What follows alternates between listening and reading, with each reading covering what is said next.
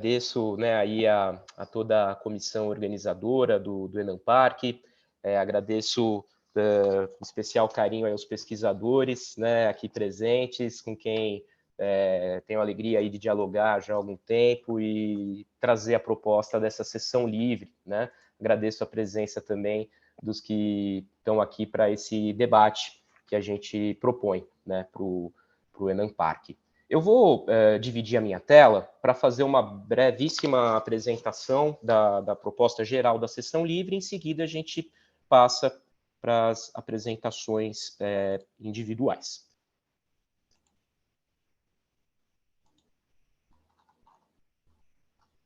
Ok. Minha tela aparece, se alguém puder confirmar?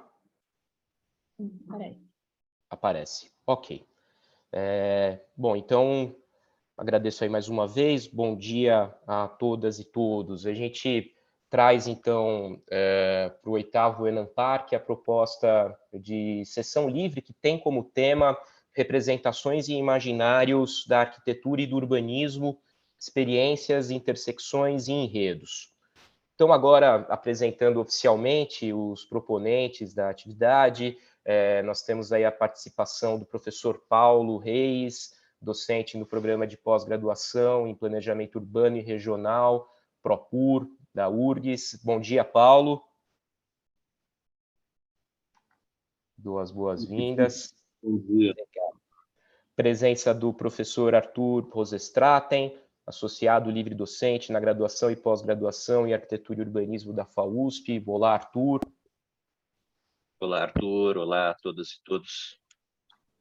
Legal. Professor Luciano Costa, docente do IAU USP. Olá, Luciano. Bem-vindo. Olá, Arthur. Bom dia a todos. Bom dia. Temos a presença do professor Maurício Cárcamo Pino, docente na FAO, Universidade do Chile, em Santiago. Maurício está se conectando, daqui a pouquinho está chegando aqui à nossa mesa. E eu sou Arthur Cabral, professor aqui na Universidade Federal de Goiás, no campus Goiás. Então, para introduzir um pouco da temática, dos assuntos que serão debatidos agora, né, a gente pode dizer, de uma maneira bem resumida, que a sessão propõe a atualização de reflexões sobre aspectos teórico-metodológicos referentes às representações da arquitetura e do urbanismo. Vale dizer que essa atualização se refere a discussões anteriores, sobretudo realizadas na última edição do Enampark, a partir da qual formou-se um grupo que vem discutindo o tema a partir de pesquisas específicas realizadas em diferentes instituições. Então, a gente procura uma abordagem dos limites, potencialidades e horizontes de desdobramento desse campo, das representações na arquitetura e no urbanismo, naquilo que toca especificamente essa área, como também interações com outros ramos do conhecimento. E daí a gente já introduz a ideia de interseccionalidades, né, e de costuras, né, que está no âmbito, né, dessa sessão livre. A gente está investigando campos transversais de experimentação e pesquisa, né, que questionam uma suposta neutralidade dos meios técnicos e uma condição estritamente instrumental das representações da arquitetura e do urbanismo. Então, a gente tem esse pressuposto, não é, de questionamento a essa suposta neutralidade. Iniciativas nesses campos confirmam a insuficiência de oposições binárias entre apresentação e representação, subjetividade e objetividade, arte, ciência, estética e política. Portanto, essas oposições binárias também têm sido questionadas nas pesquisas que vão ser apresentadas. A revisão crítica, né, a gente pode dizer ainda no âmbito dessa introdução, que a revisão crítica das representações em arquitetura e urbanismo alcança essa terceira década do século XXI na posição de um enredo complexo, traçado por gestos emergentes e atravessado por vozes contra-hegemônicas.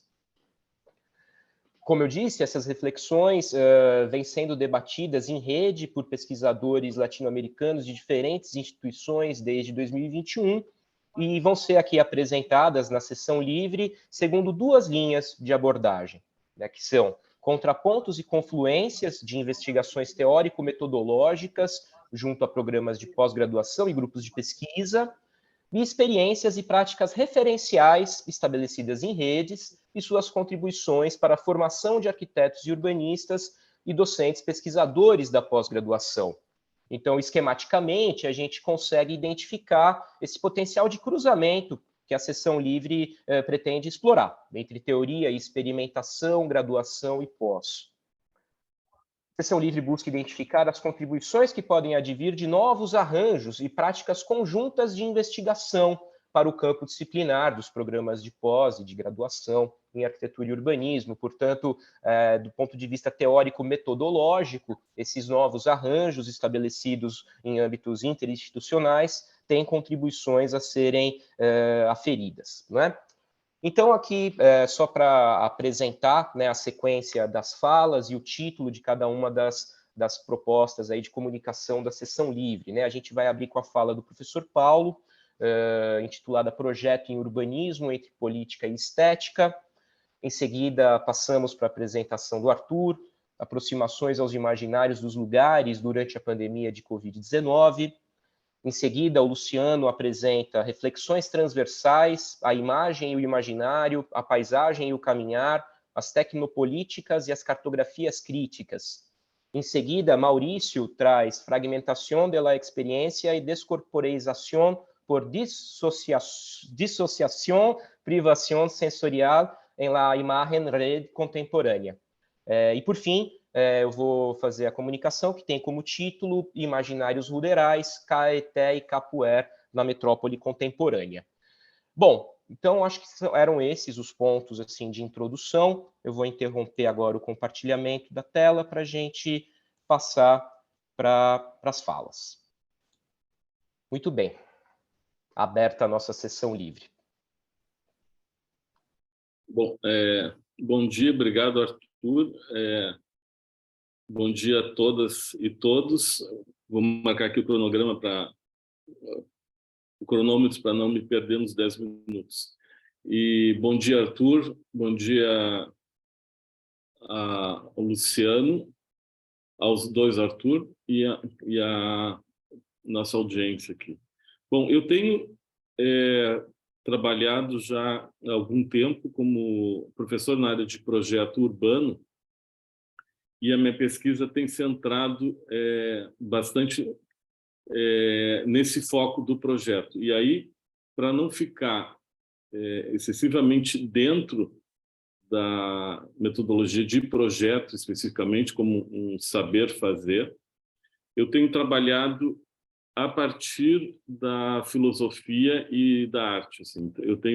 Eu coordeno, já faz algum tempo, um grupo de pesquisa que chama POESE, Laboratório de Política e Estética Urbanas, que aí dentro desse grupo a gente tem investigado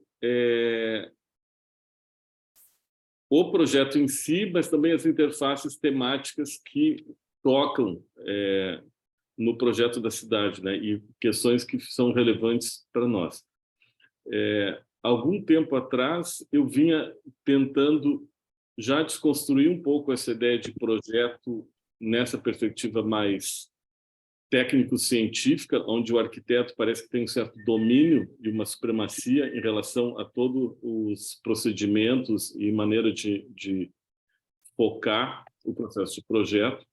E a gente sabe quando o projeto é focado na cidade, a amplitude de desejos e interesses é muito grande, é muito vasto, e dificilmente o arquiteto poderia dar a palavra final ou uma palavra definitiva em relação ao processo de projeto.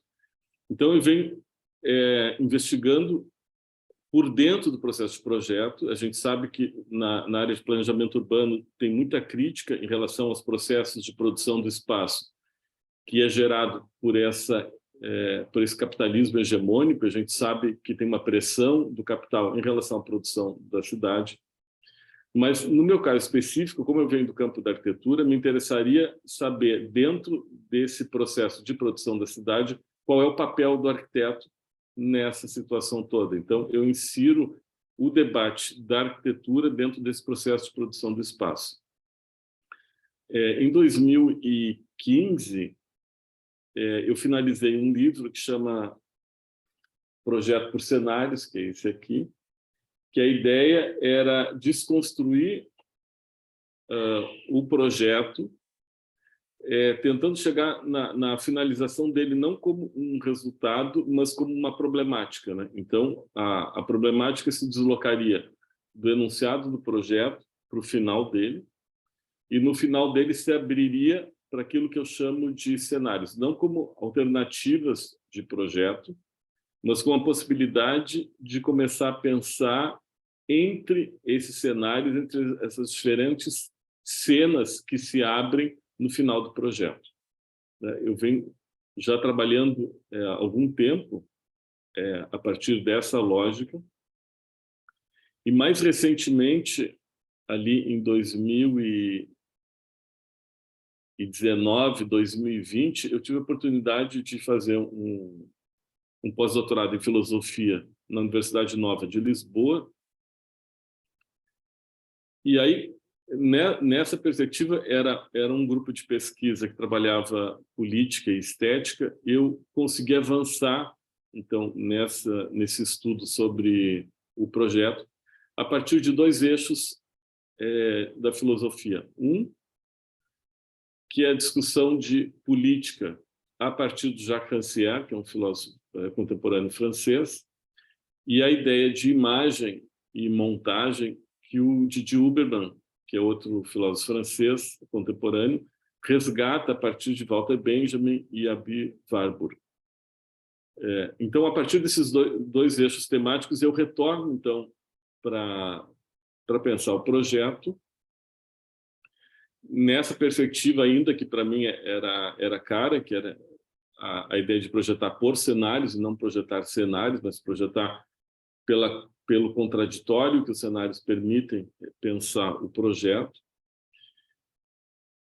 E nessa construção de começar a entender esse processo de projeto, eu tive uma dificuldade que me aparecia principalmente em sala de aula, assim, que era toda vez que eu falo sobre o processo de projeto aberto, que insira as diferenças, que mexa em alguns procedimentos de projeto, sempre vem uma pergunta, mas no final a gente tem que fazer projeto.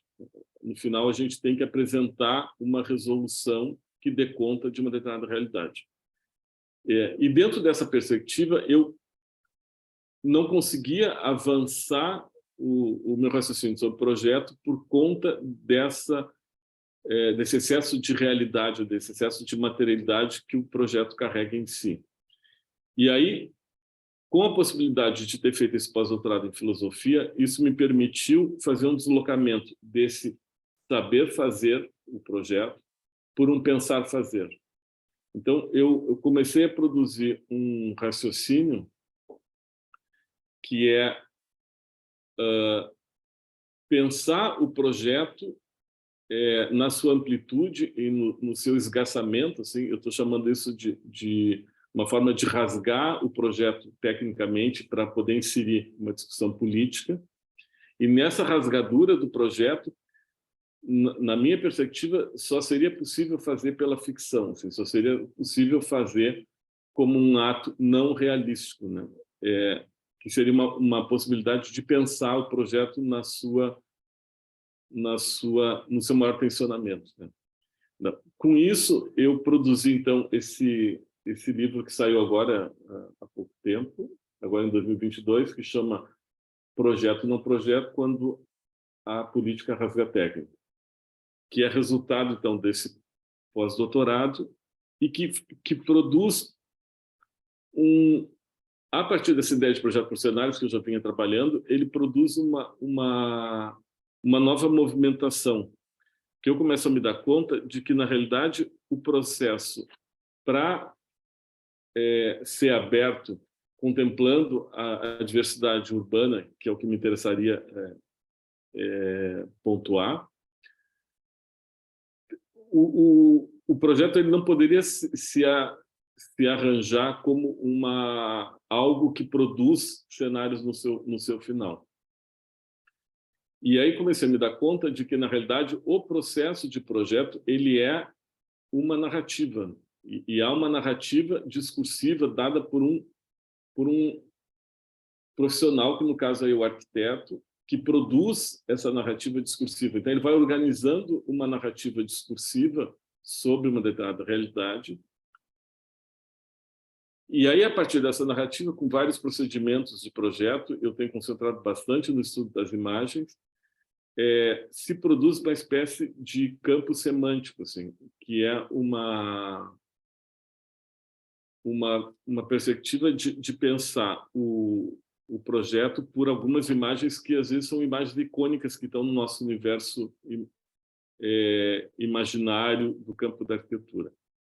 E, com isso, eu me dou conta que, na realidade, depois que esse campo já está formado, não adianta tu pensar em cenários abertos, porque o campo ele já vicia, ele já te produz um fechamento no imaginário, onde as alternativas de projeto já estão dadas nesse campo semântico. E eu começo a me dar conta de que o movimento que eu tenho que fazer de abertura do projeto não é no seu final, como alternativas de projeto, mas é no seu enunciado. Então, com isso, eu retorno ao enunciado do projeto e vou trabalhar o enunciado do projeto não mais como uma definição discursiva, como uma narrativa que abre um discurso sobre a cidade, mas eu vou trabalhar com um discurso que ele é contraditório na sua montagem. Então, eu vou trabalhar com um enunciado que no próprio enunciado ele traz a sua contradição. Por exemplo, quando eu digo revitalizar uma área urbana, em vez de eu pensar todos os processos de revitalização que eu vou organizar para revitalizar, eu penso não revitalizar ao mesmo tempo. Então, quando eu crio no enunciado revitalizar uma área portuária, por exemplo, e eu digo não revitalizar a área portuária, eu coloco em pauta duas questões que elas devem ser dialogadas ao mesmo tempo. E aí, com isso, eu vou construindo o processo de projeto. Então, a partir daí, dessa contradição, eu vou levando o projeto, não na sua resolução, mas na sua potência de tentar descobrir quais são os agentes envolvidos que tensionam essas duas, esse contraditório do projeto, né, entre um fazer e um não fazer do projeto. Eu acho que estou esgotando meus 10 minutos aqui. Passei 30 segundos, Arthur. Então, eu vou anunciar isso. Vou divulgar de novo o livro para quem tiver interesse nessa discussão. E a gente abre depois para o debate, podemos detalhar um pouco mais isso. Obrigado, pessoal, pela escuta aí. Obrigado, Paulo. Muito bom, pontualíssimo, né? Agradeço aí a tua apresentação. A gente pode, então, dar sequência agora, né? Passando aí a palavra para o Arthur. Legal. Eu quero cumprimentar todos e todas. Eu vou compartilhar minha tela aqui. E vou tentar fazer uma apresentação muito concentrada em alguns aspectos principais para que a gente possa debater depois. Vou perguntar se está visível para todos aí minha tela. Vemos sim, Arthur. Legal. Essa proposta está alinhada com aquilo que foi bem exposto pelo Arthur de início, né, como uma intenção de debatermos algumas abordagens experimentais, e esta é uma delas. Então, o que eu vou apresentar aqui é uma interação entre atividades desenvolvidas em uma disciplina optativa de graduação, na verdade, duas disciplinas que tiveram processos semelhantes, e um projeto de pesquisa também multifacetado, com a participação de vários pesquisadores e entradas complementares, justamente com a temática dos imaginários urbanos. Os imaginários dos lugares que estão em pauta aqui, eles estão contextualizados na pandemia de Covid-19, então o tensionamento que eu trago é justamente entre a nossa interação dentro da disciplina de forma remota e, de outro lado, a provocação para que os estudantes retomassem a vivência sensível e imaginativa daquilo que cada um considerava o seu lugar. Então, essa disciplina, ela trabalha justamente com esse contexto de um retorno à vivência dos espaços urbanos mais próximos, ainda dentro de uma situação da pandemia que não permitia um deslocamento longo dentro da cidade, então cada um vai definindo um pouco o que entende por o seu lugar. Muito bem. A partir daí, eu quero nomear essas duas disciplinas optativas, na graduação em Arquitetura e Urbanismo, na Faculdade de Arquitetura e Urbanismo, na USP, em São Paulo, a disciplina UT 573 e a UT 577, o espaço e suas representações e percepção e organização espacial bitridimensional, ambas desenvolvidas aí no ano passado, 2021. E a interação dessas duas disciplinas, então, como uma interação entre ensino e pesquisa, com o projeto de pesquisa franco-brasileiro que está em andamento, que o Arthur Cabral integra a equipe, e que lida com questões dos imaginários urbanos em uma perspectiva que propõe um diálogo entre a cidade de São Paulo e esse núcleo das metrópoles de Lyon e Saint-Étienne, na França. E eu trago aqui uma imagem feita pelo nosso colega, que também integra essa equipe, Tuca Vieira, em São Paulo, na Avenida da Consolação, justamente durante esse período de confinamento, vou chamar assim. Aqui está a nossa equipe representada também com uma imagem síntese da equipe como um todo.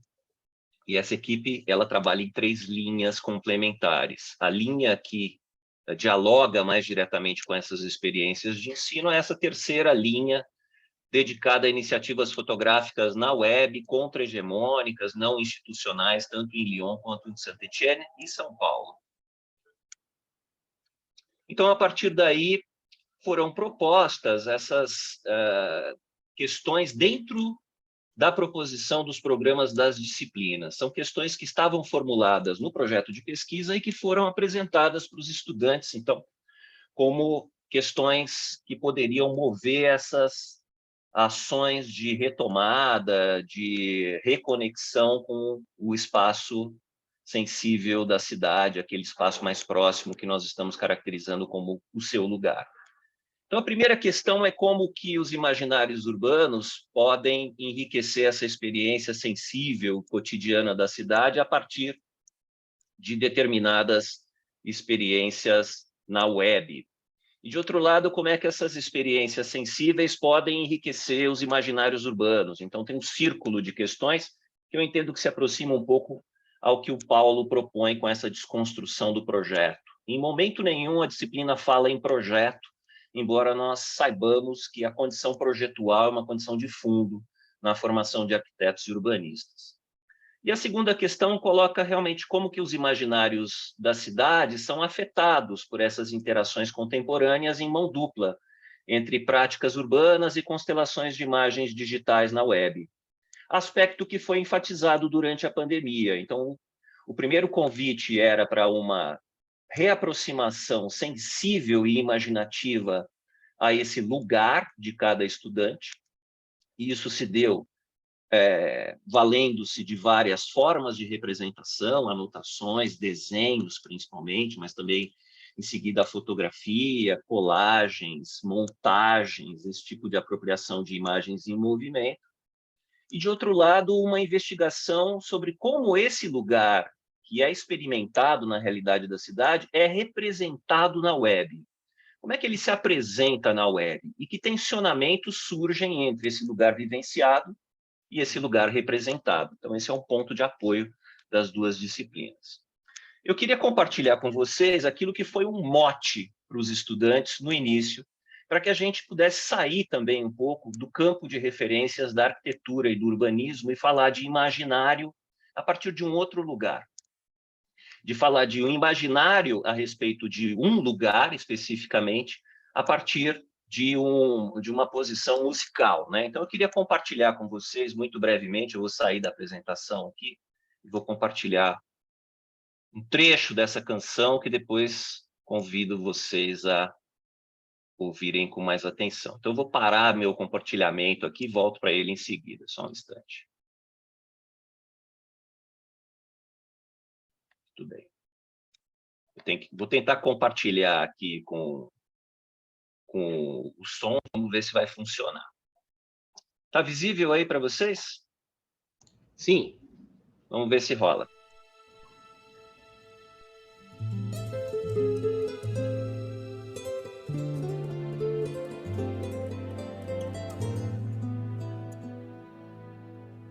O meu lugar é caminho de Ogum e Ançã.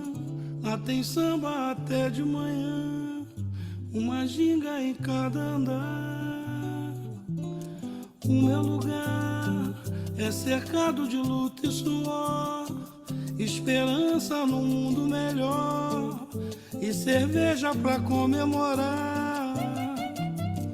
O meu lugar tem seus mitos e seres de luz, é bem perto de Oswaldo Cruz, Cascadura, Vaz Lobo, Irajá.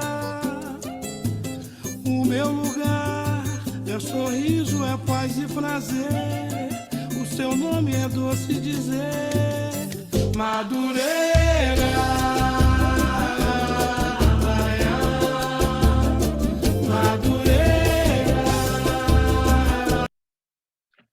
Eu adoraria seguir ouvindo aqui com vocês essa bela canção do Arlindo Cruz, que funcionou como um mote. Eu não vou usar o termo disparador, porque eu acho que esse termo é de uma outra matriz semântica.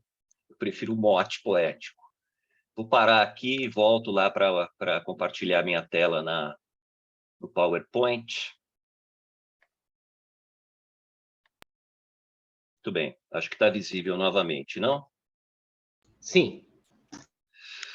A partir, então, desse convite, a ideia era também deslocar os estudantes para entradas que pudessem ser transversais, aquelas mais convencionais, de um levantamento do lugar, de trazer as representações mais convencionais da arquitetura. Então, foi proposto um jogo que tinha como base a ideia de provocações vindas das cartas do tarô. Então, a ideia era ler para os estudantes uma frase muito curta, um enunciado enigmático, que convidasse a imaginação desses estudantes a uma resposta verbal, enunciada como uma palavra escrita em uma plataforma que é o Jamboard, uma plataforma do Google, que é o Jamboard. Então, ali, cada um ocupava uma folha e as questões eram mais ou menos essas aqui, ó. Onde devaneio no meu lugar? E aí isso gerava uma resposta. O habitar de ontem, sobrevivente. Isso gerava uma reação. Eu acho que reação talvez seja um elemento interessante. Essas questões iam pautando, então, a nossa interação online com provocações do tipo as margens, as ausências, as lacunas, as invisibilidades. Os ícones, os clichês, os estereótipos. Ponto de enraizamento de tudo é esse lugar, com fronteiras muito indefinidas, que cada um vai tentar enunciar. E a partir daí, então, nós caminhávamos aqui durante todo o semestre, fazendo esse tipo de exercício, de idas e vindas, e os estudantes geraram um material como esse, que eu vou mostrar muito brevemente, depois eu compartilho o link para vocês verem. Eu vou compartilhar muito brevemente, só para encerrar aqui, não vou ultrapassar muito meu tempo.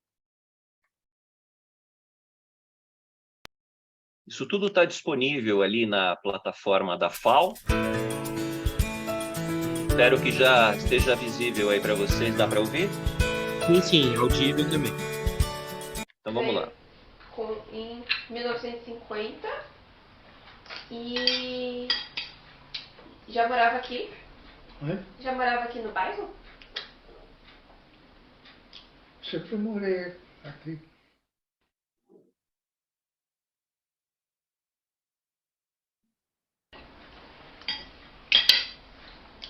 E como que era o bairro naquela época? Era muito diferente? Bom, tinha tudo. A turma fala Moinho Velho. O nome diz Moinho Velho. Esse que dá pra cá, cresceu um bocado, né? Os prédios assim não tinha. Era tudo terra assolado. Samorone foi uma homenagem. Isso é só uma provocação, tá? Só para vocês depois irem lá na plataforma e procurarem pelo título da disciplina. Depois eu posso compartilhar os links. A minha ideia não é estender muito, para que a gente também não comprometa esse tempo de apresentação. Quero agradecer a atenção de todos e todas. Obrigado. Obrigado, Arthur. Eu até sugeriria que os links, falo isso perguntando para a Ana Clara se eles podem ser compartilhados no chat, acredito que sim, né? E com isso os participantes conseguem acessar também. Muito bom, obrigado, Arthur. Vamos, então, passar agora para a apresentação do Luciano, para quem passo a palavra. Bem, bom dia novamente aqui. Eu vou compartilhar a tela.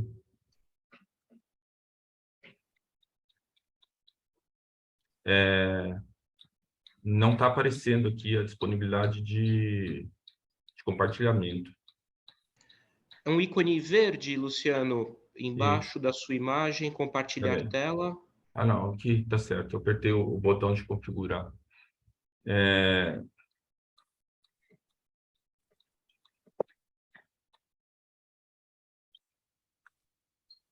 Entrou? Sim. Tá. Se expandiram.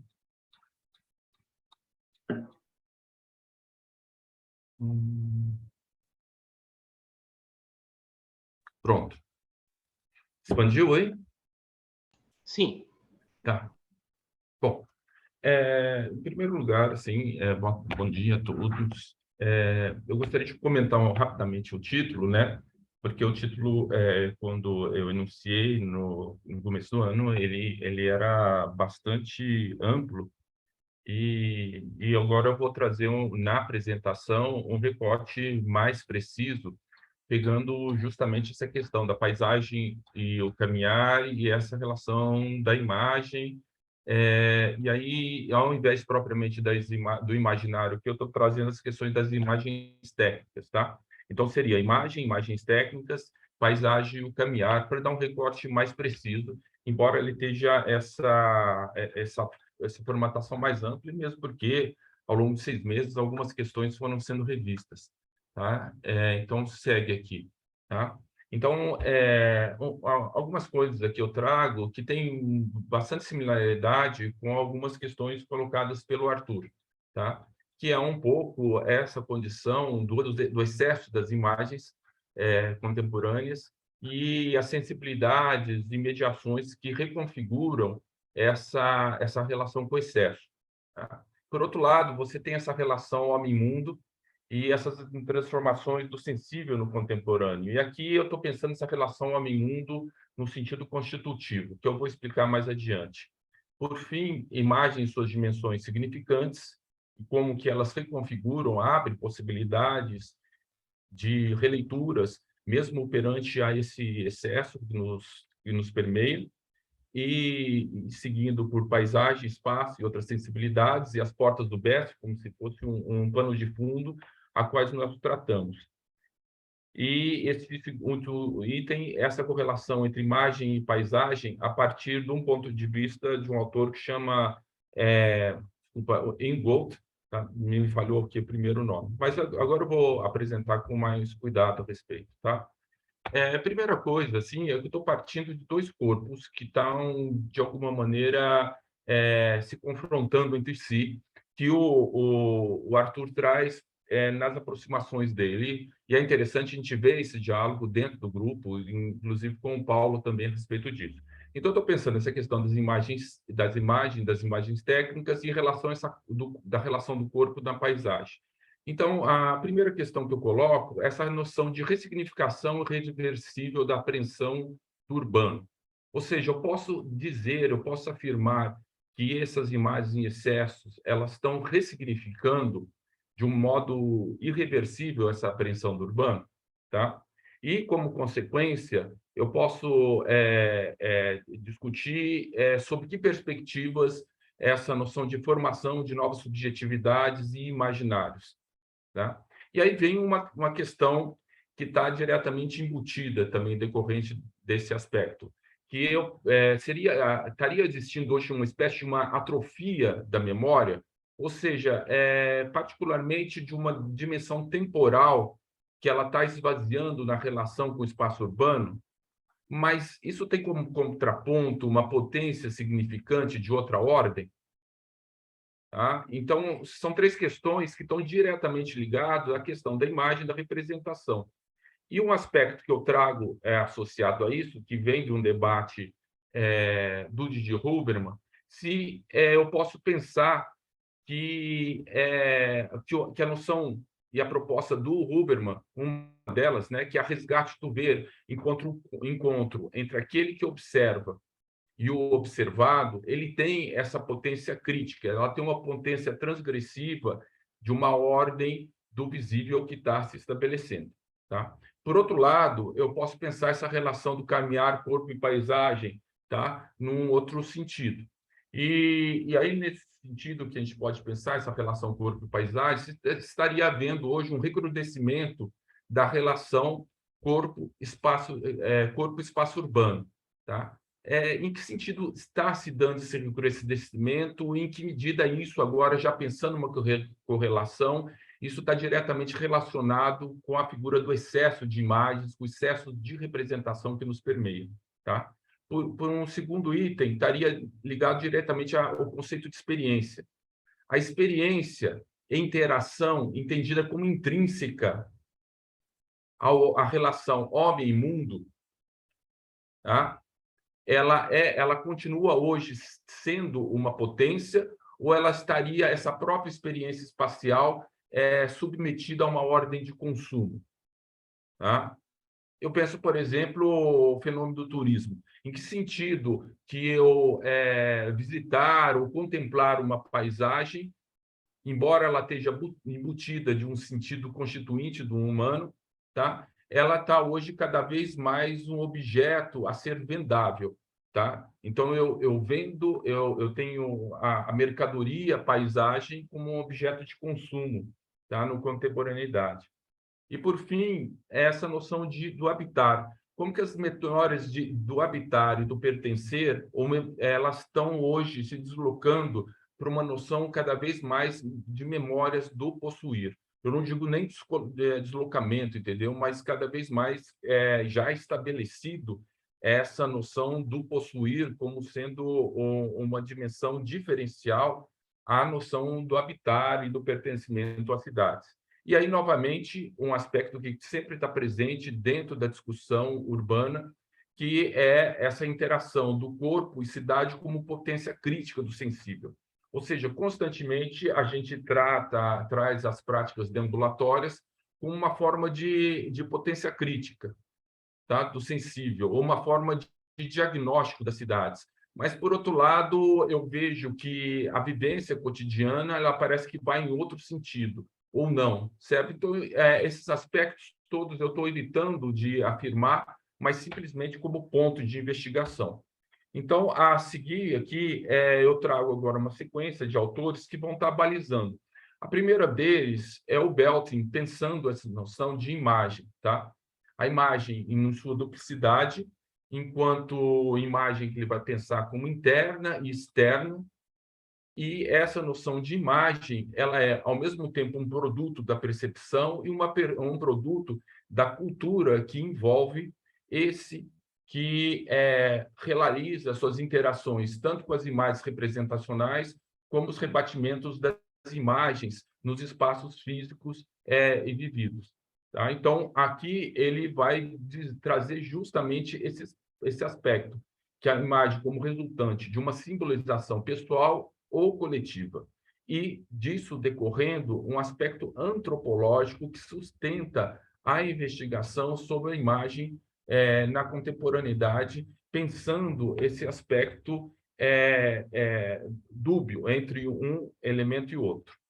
A seguir, eu, passando por essa dimensão da imagem de um modo mais abrangente, eu trago aqui o Auger, no texto clássico dele, Nos Dons Vulgares, em que ele vai comentar, como um dos aspectos da contemporaneidade, essa questão do excesso, tá? Como que as imagens, de alguma maneira, elas invadem as nossas relações cotidianas e, ao mesmo tempo, elas criam o que ele chama, de alguma maneira, efeitos perversos ou distorções, tá? Dessas imagens em relações aos espaços habitáveis, vivíveis e, por outro lado, a sua influência que ela traz e reconfigura as minhas relações diárias, tá? Então, essa figura do excesso eu estou trazendo através do Auger. Por fim, dentro dessa apresentação da questão da imagem, eu estou pensando justamente o Crary, que ele vai pegar no texto 24/7, recente, tá? O esvaziamento da própria imagem, enquanto potência reflexiva, enquanto potência significante. Se, por um lado, eu tenho o excesso, por outro lado, eu tenho o esvaziamento da imagem como potência e como possibilidade de pensamento sobre o urbano, tá?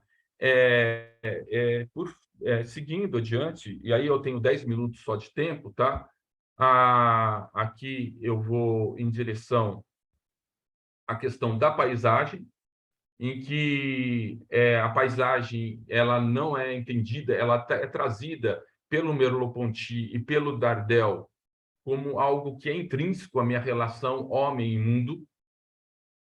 A própria dimensão minha de existência, ela implica numa relação com o espaço físico, em que eu me vejo e me reconheço continuamente na relação do meu corpo com aquilo que me circunda. Então, a paisagem nunca é algo que eu possa dizer que é recortado, mas sim ela traz essa dimensão fenomênica, tá? Como constituinte intrínseca a esse fazer. Certo? E esse aspecto existencial é um aspecto que parece que ele permeia constantemente o debate nosso dentro da arquitetura e do urbanismo, como se fosse algo a priori, ou como se fosse uma característica meio ontológica da relação do ser no mundo, tá? Mas, por outro lado, a gente percebe que ela funciona também como um elemento diagnóstico, né? Em que o Bess, por exemplo, ele vai trabalhar com as diferentes portas da paisagem dele, que na verdade são 5, que eu coloquei 4 delas, e que é um aspecto que, por um lado, ele categoriza, por outro lado, é importante a gente observar essas portas do Bess enquanto um trânsito constante entre a paisagem como representação, que evoca diretamente a questão da imagem, e a paisagem como experiência, por exemplo, fenomenológica, em que implica a minha relação do corpo, e mesmo como território fabricado, que está diretamente ligado aos estudos sociológicos sobre a paisagem. Okay? Então, esse trânsito, ele constantemente está se dando entre um termo e outro, e que, de alguma maneira, nos permite pensar essa noção de paisagem como um caminhar e paisagem enquanto representação, tá? E imagem. Ok? E, por fim... Luciano, só desculpe, eu vou só alertar do tempo, né? Tá. Se puder ir encerrando.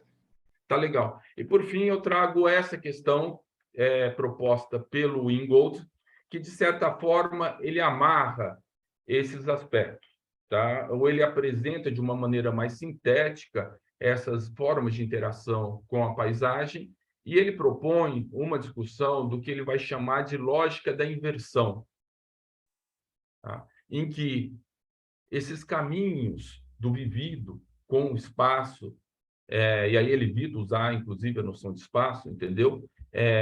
Elas são hoje transformadas por uma noção do que ele vai chamar limites, dentro dos quais essa relação, que antes era partilhada com o espaço, com essa relação homem-mundo como um todo, hoje ela passa de ser cada vez mais circunscrita.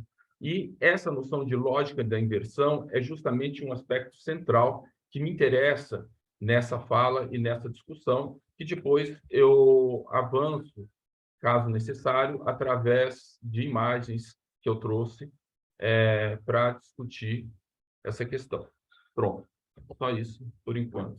Tá legal? Obrigado a todos. Maravilha.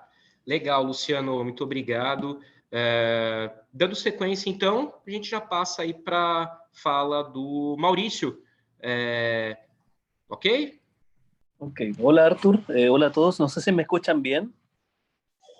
Ok, yo voy a hablar, es muy coherente en realidad lo que me pasó, estoy con alguna complicación tecnológica, por eso comencé tarde, entré tarde, pero es bastante coherente con el tema porque justamente tiene que ver con el problema de la pantalla, digamos, y cómo condiciona nuestro quehacer. Así que estoy desde el móvil, espero que se me escuche bien.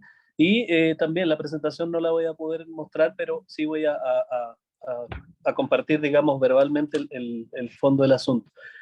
El año pasado, en pandemia, cuando desarrollamos nuestra sesión, con cariño al nombre, ¿verdad?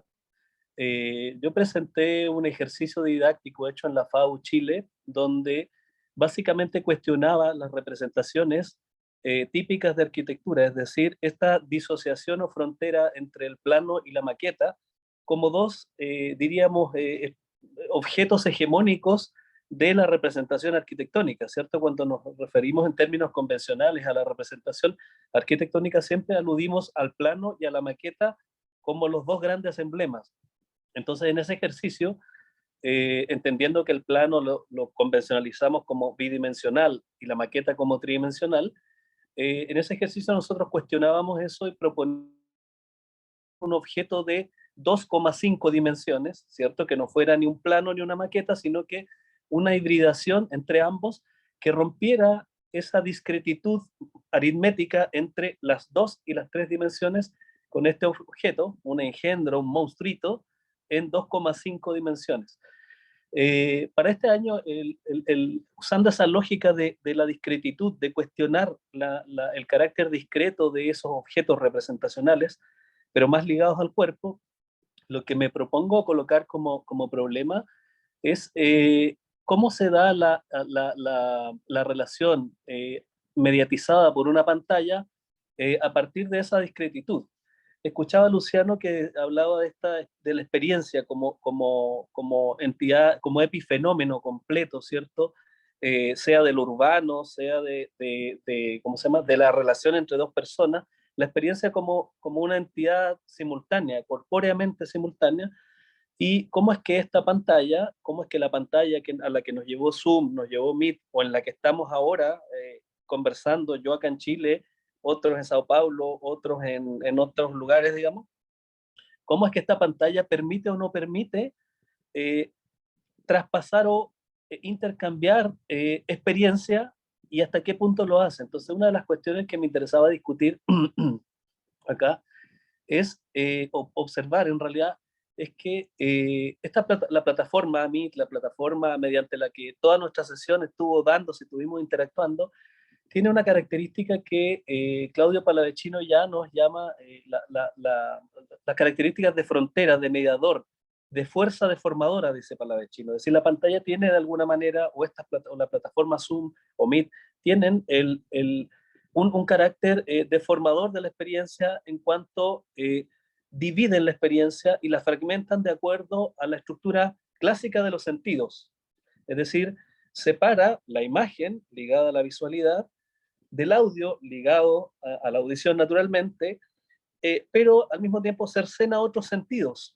Para quienes no conocen mi trabajo ha estado ligado especialmente al rol que tienen las manos en la representación. Entonces, en el caso de lo que estoy diciendo, esta taxonomía de los sentidos, que sería una suerte como de cartesianismo sensorial, ¿no es cierto? Donde tenemos la visualidad por un lado, la audición por otro, el olfato, que ya es un sentido completamente anacrónico para la tecnología contemporánea, en cuanto ya se considera un objeto de museo, ¿cierto? Ya ninguna de estas plataformas considera el olfato como una cosa relevante, el gusto tampoco participa, y el tacto, que para efectos de esto lo represento en las manos, se reduce a una interacción completamente discreta sobre el teclado, es decir, presiono o no presiono, y eso tiene efectos sobre las acciones que tengo en la plataforma. Por ejemplo, yo podría, está dispuesto de modo tal esta fragmentación sensorial que yo puedo pausar si soy digamos, el administrador, puedo silenciar a otra persona.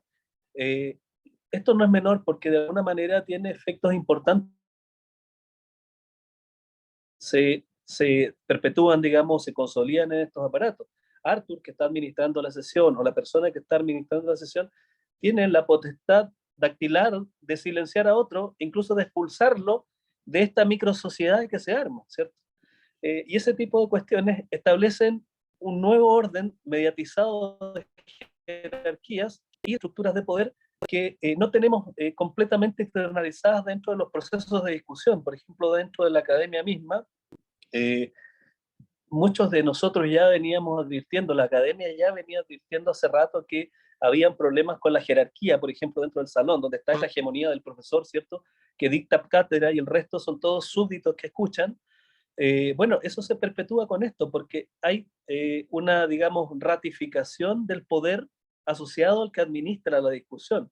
Entonces, cuestiones como la democracia, me interesa colocar, creo que deben ser completamente rediscutidas a la luz de estas plataformas y de cómo establecemos nuestras relaciones, que en este caso me parece que están siendo más bien una resultante dada del instrumento tecnológico en la que se fortalecen cuestiones que no son necesariamente las que más estamos intentando llevar en una discusión y que es algo de lo que nosotros discutimos mucho en nuestra sesión 35, ¿cierto?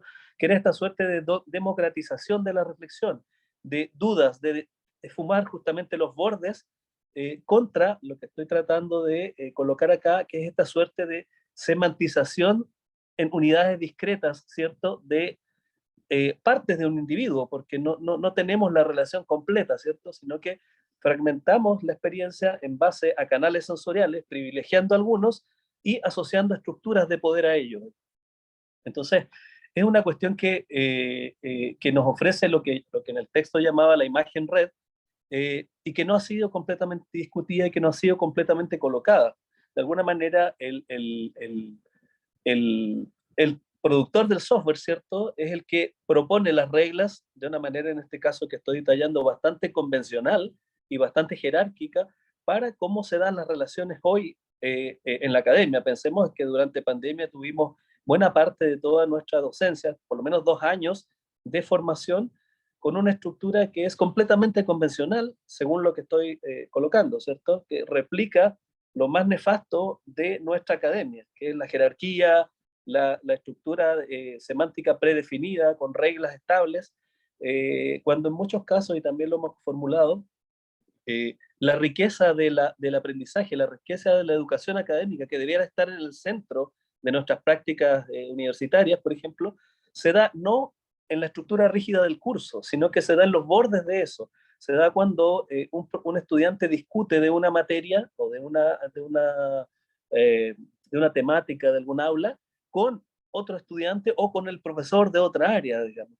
En eso desdibujado, lo decíamos en un curso que propusimos en la facultad, el aprendizaje de la arquitectura se da en la zona difusa, pasillos, se da en la confrontación y en la colocación de posturas completamente diferentes, que en este caso no se da. Se da cuando un estudiante de un nivel de 5º año discute con alguien de primero a propósito de un objeto común de interés. Pero cuando tú tienes una contraseña y una clave para ingresar a un aula, esa posibilidad de pasillo, la posibilidad de la periferia académica, si la pudiéramos llamar así, se dibuja completamente. El encuentro casual que se da en el campus no es posible en la plataforma porque se le ha puesto clave a las relaciones de alguna manera académicas. Entonces, lo que me interesaba colocar en el texto, que ya lo podrán revisar cada uno más en detalle, es que no es una metáfora esta idea de que tengamos un rectángulo del mismo tamaño cada uno dispuesto y pueda ver yo a los otros 5 expositores y a los asistentes como una célula más, ¿cierto? Un poco lo que mostraba este capítulo de Black Mirror, donde había una suerte de reality y cada uno tenía una celda y juntaba puntos de algún modo, que no es muy distinto a lo que pasa con la academia, sino que no es una metáfora, sino que es una manera de relacionar la experiencia de personas mediatizada, digamos. Creo que hay ciertas reglas, como he venido intentando ilustrar, que no están discutidas suficientemente, sino que simplemente se instalaron y que es necesario abrirlas para poder generar una discusión respecto de esas estructuras de poder que en última instancia son completamente asimétricas y favorecen, ¿cierto?, una relación que no es necesariamente el mejor escenario de aprendizaje. No es el taller en el sentido transversal que acostumbrábamos, incluso que si bien es cierto tiene ciertas deficiencias, por lo menos generaba una apertura simultánea de experiencia, de tocar, de ver, de escuchar, que ahora se ha parametrizado de algún modo y que creo es necesario discutir. Bueno, eso de mi parte, espero no haberme pasado. Tem 2 minutos ainda, Maurício, caso queira concluir. Ah, sí, bueno, cierro entonces la idea, porque estaba medio perdido en la hora. Justamente una de las ideas que quería mostrar y que tenía en el PowerPoint para los más viejitos, más adultos, no sé si recuerdan la idea de Skin que había asociado, por ejemplo, a los programas de audio, que ahora apareció Winamp de nuevo, y uno podía modificar el Skin, ¿cierto? Que literalmente es piel de algún modo, ¿cierto? Esta suerte de disposición del programita de audio o de la aplicación, y que no era más que una personalización en ese sentido, pero que efectivamente las reglas de cómo operaba lo que está dentro de ese marco seguían siendo exactamente las mismas. La idea de skin sustituye la idea de piel, sustituye el objeto físico con el que estoy interactuando. Ese marco, ese framework, ¿cierto?, que hoy día pareciera la nueva unidad para definir a una persona, viene desde los años 80, digamos, desde esa lógica de cómo hago un marco, y eso me lleva a mencionar también una idea que creo que está vinculada a lo mismo, y que lo decía también el mismo autor que citaba acá, Claudio, decía que digamos, el enmarcar la pantalla lo que hace es hacerte relacionar con aspectos de una persona, es decir, con una representación de otro y no con otro realmente, ¿cierto? Sino que es una representación visuauditiva, pero que reduce a eso el otro. La otredad la define como una entidad recortada de la realidad. Recordemos respecto de eso que en el caso de uno podría decir que si hay 3 dimensiones, ¿cierto? 1, 2 y 3, tenemos arquetipos dimensionales en cada una de ellas. En el caso de las 2 dimensiones, el framework, el marco, es lo que permite construir realidad en una representación. Entiéndase a nivel de ventana, a nivel en el cómic, ¿cierto? La celda esta es lo que permite convertir en un objeto una realidad y operar con él, ¿cierto? Por lo tanto, en el caso de la revista es el formato, en el caso de la fotografía, la foto es el marco, lo que permite la primera gran decisión, lo que recorta la realidad, no importa cuál sea, no importa el tema de lo que hay dentro de la imagen, sino que el instrumento más poderoso dentro de las 2 dimensiones es qué porción de realidad es la que yo tomo para producir una representación de lo visto. Y en ese caso, justamente son esa lógica la que se instala y construye representaciones de nosotros, y es eso lo que interactúa, digamos. Es decir, la colocación va por el lado justamente de que estos soportes permiten interactuar a representaciones nuestras. O sea, lo que estoy viendo en este momento de Arthur es una suerte de avatar del Arthur que conozco cuando nos juntamos a cenar y le abrazo y le toco y dibujo con él, etc. Entonces es un pequeño ahondar en el punto de cómo se fragmenta la experiencia y se construye un collage a partir de esos fragmentos que constituyen representaciones de otros. Eso. Perfeito, Maurício, muito obrigado, uma satisfação aí te ouvir. Eu vou só colocar assim, que eu acho que aí minha voz fica mais audível. Tá dando para me ouvir com clareza? Ok. Bom, então agora eu vou fazer a minha apresentação e em seguida a gente abre para o debate, já percebendo aí que tem muitos pontos de contatos, né, entre os temas abordados, embora diversos, né? Eu vou então recorrer aqui à apresentação. Tá visível para todos? Sim? Se puderem confirmar, acho que sim, né? Sim, Arthur, está tranquilo. Ok, obrigado. Bom, a minha fala tem como objetivo discutir a presença da flora ruderal no meio urbano e a sua participação nos imaginários contemporâneos da arquitetura, do urbanismo e do paisagismo. A pesquisa que eu venho desenvolvendo parte do pressuposto de que as plantas são também fazedoras de mundo, o que vem sendo defendido por filósofos, antropólogos e artistas que problematizam a ideia de antropoceno, ao refletir sobre outros modos de relação entre o humano e o não humano, e aqui eu estou me dirigindo especificamente à relação entre pessoas e o vegetal, né, entre pessoas e plantas. Disso decorre a possibilidade de emergência de imaginários ruderais, por assim dizer, né, relacionados às táticas de sobrevivência e a valores de resistência dessas plantas que insistem em brotar em frestas das cidades.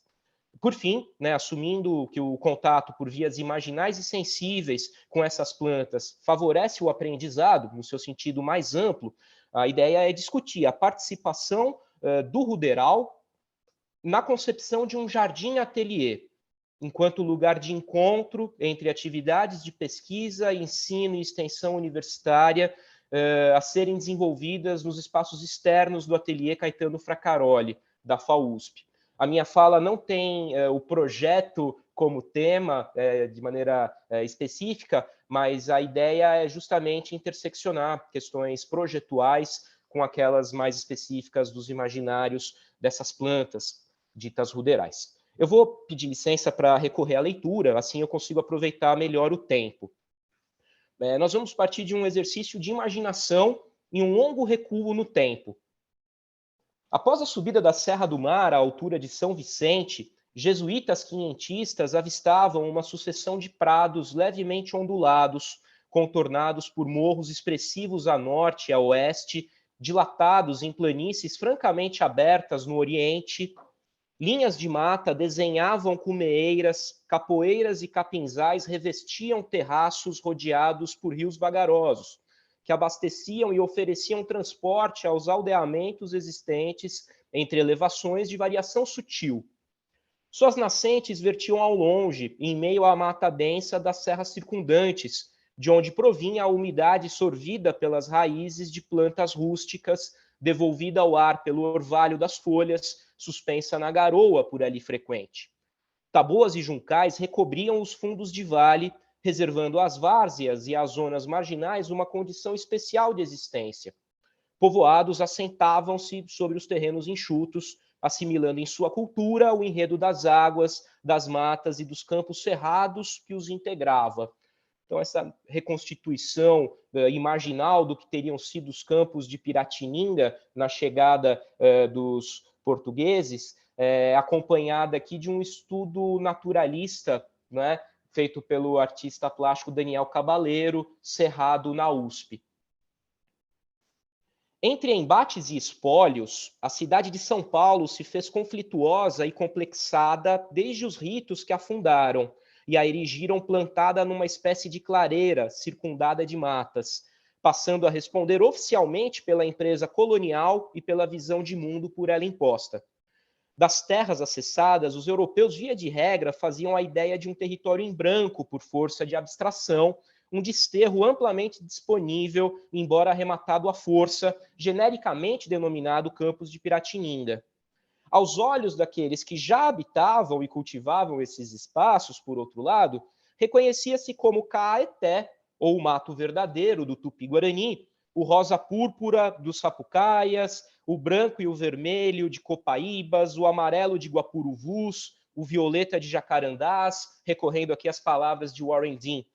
Entre terras cultivadas e outras deixadas à temporalidade das matas, a gente se pergunta, a que corresponderia a verdade daqueles matos, Caeté? O que os diferenciaria de capuer ou capoeira, isso é, o que foi mato? De que modo os imaginários que lhes correspondem emergem na atualidade?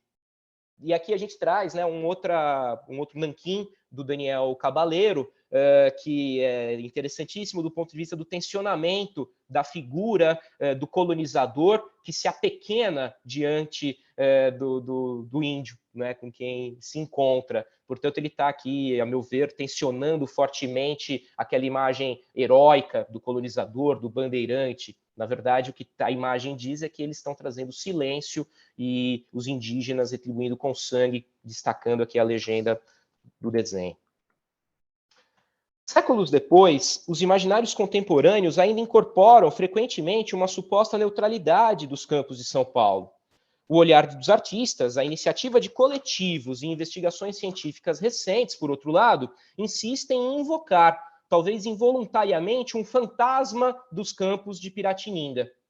Todo fantasma perturba, segundo Daniel Cabaleiro, e a esse fantasma nós procuramos responder, abre aspas, sem saber, quando participamos dos multirões e ao plantar somamos processos individuais de transgressão e questionamento do status quo urbano, fecha aspas, né? Palavras do Daniel Cabaleiro. Quer dizer, é pelos desvãos que esse fantasma aparece, né? E aqui eu trago uma dessas iniciativas de um coletivo, né, na periferia do extremo norte da cidade de São Paulo, que propõe aí uma praça Floresta dos Remédios, não é? Propondo novas técnicas de plantio.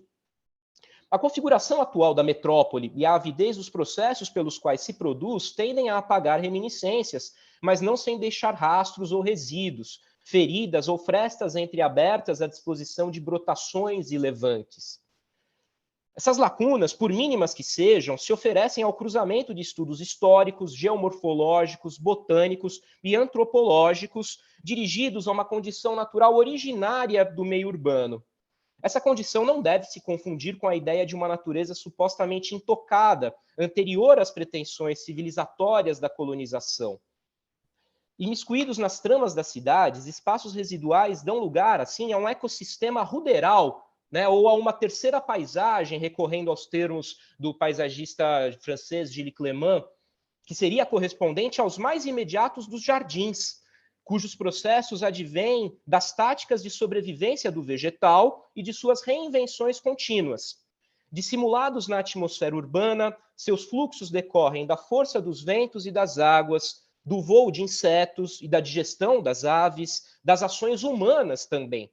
Em qualquer fresta no asfalto ou retalho de terra exposta, as espécies ruderais fazem das condições ambientais menos favoráveis mundos em potência.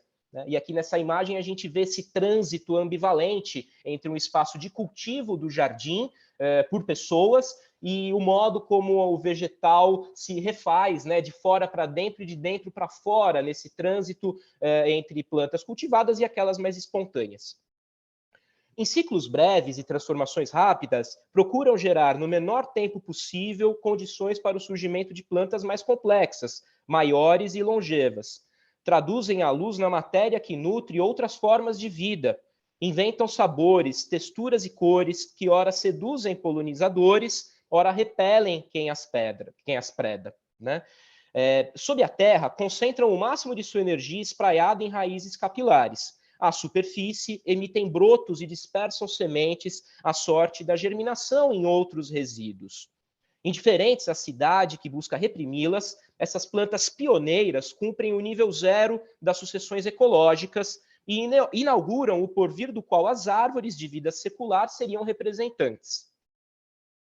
A proposta de requalificação paisagística dos espaços externos do Ateliê de Escultura e Pesquisa da Forma, Caetano Fracaroli, por sua vez, articulada, né, ao projeto Imaginários Urbanos, coordenado pelo Arthur Rosestraten, né, mencionado anteriormente, sinaliza articulações possíveis entre o reconhecimento sensível e crítico da paisagem e estudos prático-projetuais a serem desenvolvidos em rede, no âmbito de um laboratório didático. A observação dos modos de ser das plantas ruderais que ali podem acontecer, das suas dinâmicas naturais, daquilo que oferecem ao estudo das artes, em profusão de feições e arranjos continuamente variados ao longo do tempo, encontra ali um campo excepcional de experimentação, articulado ao aprofundamento de aspectos teórico-metodológicos em arquitetura, urbanismo e paisagismo. O usufruto e o cultivo de um jardim-ateliê, por assim dizer, assim como a definição das suas formas mais específicas, se dariam num processo contínuo de intersecção entre atividades de pesquisa, ensino e extensão universitária. Bom, era isso. Eu encerro aqui a minha fala aí para a gente seguir com o debate. Muito obrigado. Muchas gracias, Arthur. Es muy interesante el ver cómo se empiezan a cruzar, ¿no? Las distintas propuestas. Esta perspectiva, por un lado, que muestra Paulo, reformular la idea de proyecto, repensar el proyecto y no lo proyectado solamente, sino que preguntarse cómo los imaginarios pueden construir o no perspectivas de proyecto que detonen también maneras de proyecto muy dispares. Me hace recordar dos ejemplos del trabajo de Pablo. Uno es algo que hizo un poeta acá que se llama La Oficina de la Nada, y que es preguntarse cómo la nada permite construir, permite producir mundo, permite construir imaginario de algún modo. Entendiendo que la nada, la opción que decía Pablo, de proyectar, pero también no proyectar, es una posibilidad que está siempre equivalentemente dispuesta. O sea que el cómo desmontar, no solo desde la acción, sino que desde la no acción, una, en últimas, acción nueva que construya o configure proyectos.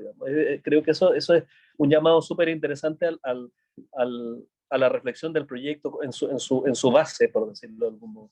Por otro lado, lo de Arthur, que creo que tiene una perspectiva mucho mayor, tanto académica, tanto práctica, y que ya tenía ciertos gérmenes, ¿cierto?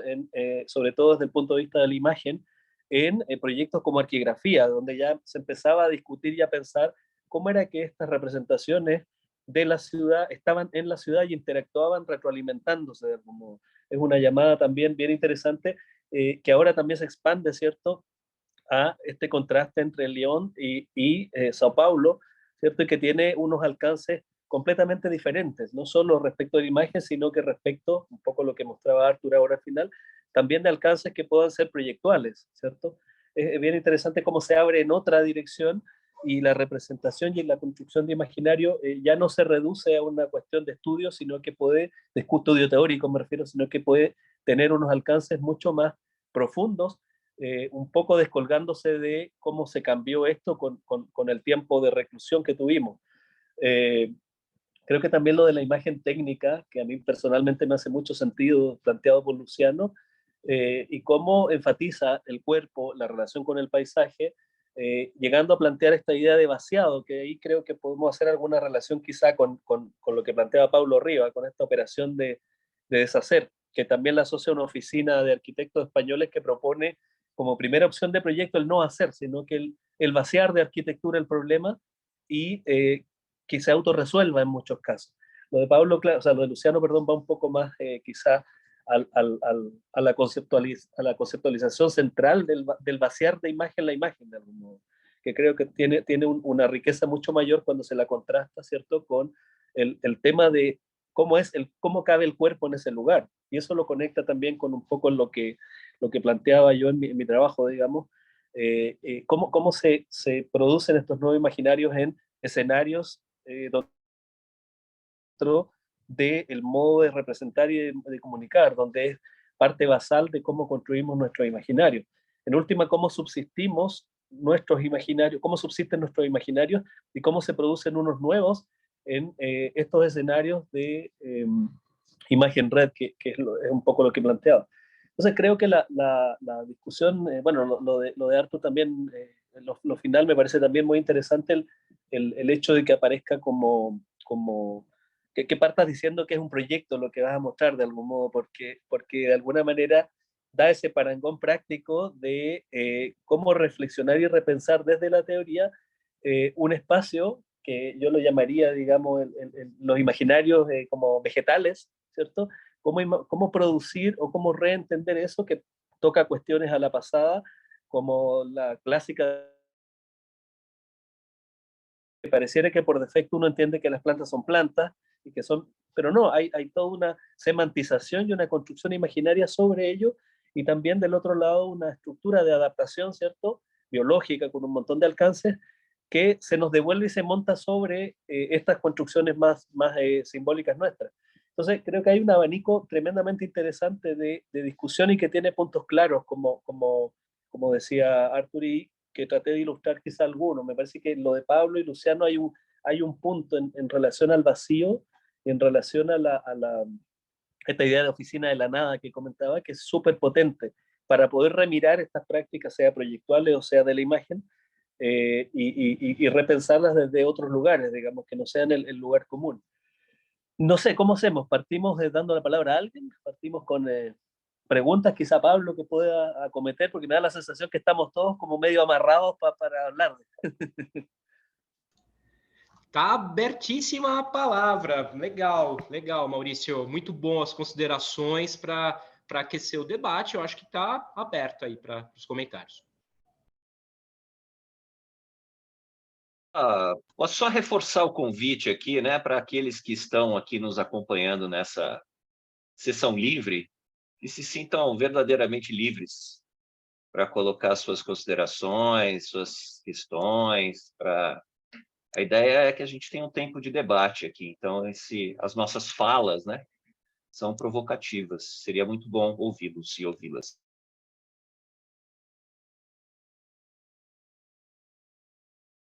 Deixe-me ver aqui no chat se chegaram questões.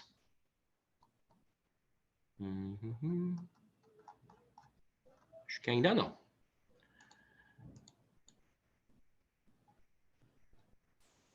Então, eu sou Julieta, professora do curso de Arquitetura e Urbanismo da UFPE. Estava sem o micro não estava funcionando bem quando eu entrei da primeira vez. Aí eu não sei, não consegui dar um bom dia para vocês. Gostei muitíssimo das construções e das conexões, inclusive bem apontadas por Maurício nas falas de vocês. Fiquei curiosa para ler os textos, porque ainda não estão disponíveis, né? Mas eu acho que como conjunto de textos também vai ser muito interessante articular dentro de perspectivas de reflexão, né, sobre o espaço em suas diversas escalas, né, da cidade, paisagem, da arquitetura, do espaço público, e desde do pensamento, dessa sensibilização do arquiteto ao projeto. Eu acho que em comum, até em relação à sessão livre que eu assisti ontem sobre espaço, corpo e cidade, com Lúcia Leitão e Karina Leitão, também colega de Arthur, a gente percebe muito essa necessidade de resistência e de até, que está no tema do colóquio, né, e de reinventar mesmo a postura da gente e na função de professores também, no ensino, trazendo para os alunos, quase que desmistificando, né, esse papel do arquiteto nessa herança moderna ainda tão forte nos dias de hoje. É incrível. Aqui na Escola do Recife é muito forte ainda a influência do modernismo, né, da arquitetura moderna. Mas aí a pergunta que eu queria fazer, eu queria ouvir um pouco mais o Paulo Rai sobre os desdobramentos desse trabalho dele em ateliê de projeto, pelo que eu entendi. O projeto e não projeto, né, como é que, se fosse possível, os alunos recebem, interpretam, como eles trabalham com essa proposta, que eu acho que é a proposta comum a todos vocês, quase assim. Eu adorei o termo usado por Maurício, né, de esvaziar da arquitetura o problema, de certa forma, e pensar, né, sem e com a arquitetura, os projetos, o processo projetual. Obrigada a todos e parabéns.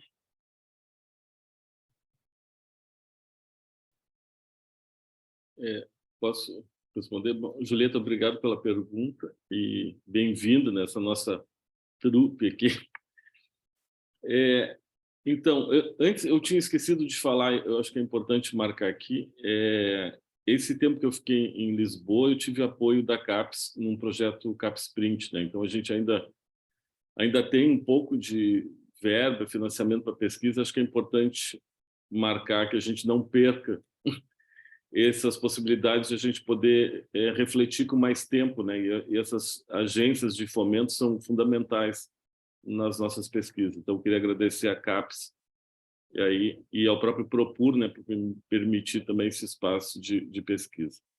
Mas, Julieta, então, essa questão da prática de projeto e a reflexão, para mim, é uma coisa quase esquizofrênica assim, na minha prática de professor e pesquisador.